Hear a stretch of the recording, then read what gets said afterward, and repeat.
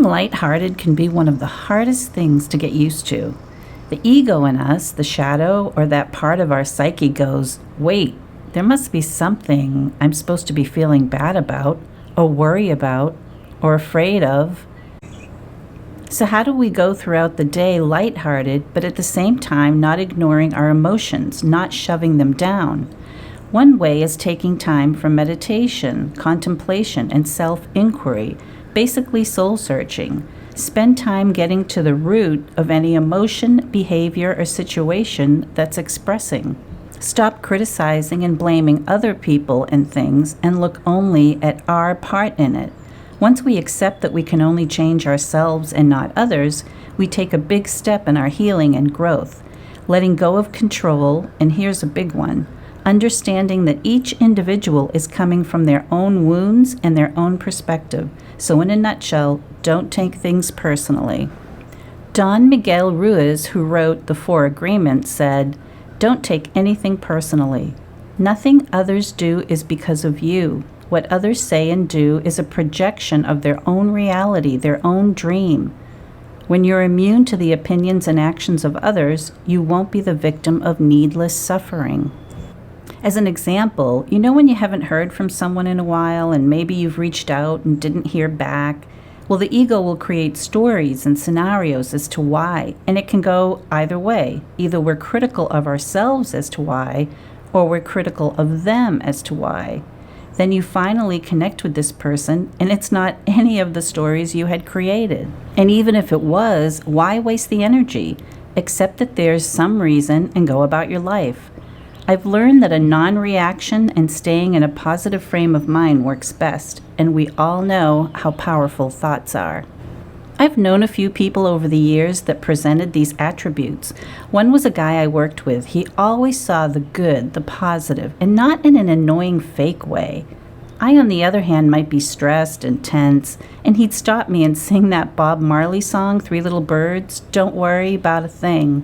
For some reason it worked with me. He didn't waste his energy gossiping and was successful at what he did. This is not about walking around as cheerful, phony robots. Most people see right through that. When something happens to disturb your center, or when someone does something that upsets you, when you're having a negative thought towards someone you either know or don't know, release it right away. Don't hold the negative image in your mind. Let go of the thoughts. Don't let it invade or stay in your energy field. Release it and let it dissolve, or as they say, offer it up. Once we've made it through and start emerging from our dark night, we lose our fear, or most of it. We face the dragon, the demons. We see the illusion for what it is, and we've surrendered, we've let go. Whatever it was, whatever the pain was, the trauma, we take what we learned and we be here now, in the present. We might have aspects of our darker selves lingering that will pop up now and again, but we don't let it fester. It comes and goes more quickly because we're now aware. It's so powerful when we look back at all the self-sabotage, all the choices, the behaviors, and they will feel further and further away until they disintegrate, no longer a part of our now reality.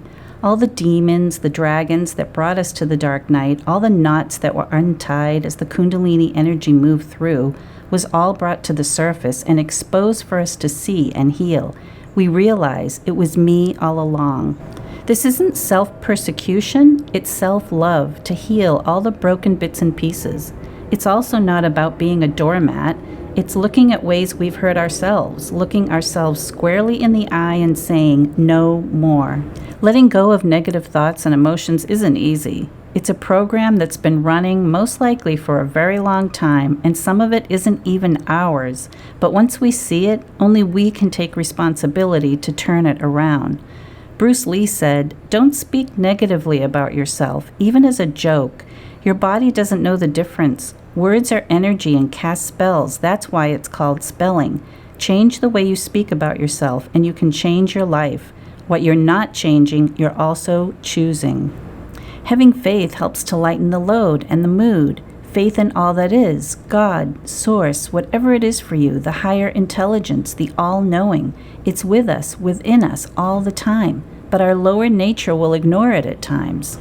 The ego loves taking control. It's just doing its job. The ego is not all bad, and the majority of us will continue to have an ego until we leave these physical bodies. It's just a matter of putting the ego to good use and balancing it with humility and grace. So just give it a try. Say no more to thinking the worst of ourselves or others. Check yourself, take a breath, and remind yourself that each minute will pass whether you're at peace or not at peace. So you might as well be good to yourself, be good to your body, your soul, and your mind by stopping the torment. And from that place, you can do your part in creating a better world as you move into a higher frequency. Believe me, I'm a work in progress like most of us are.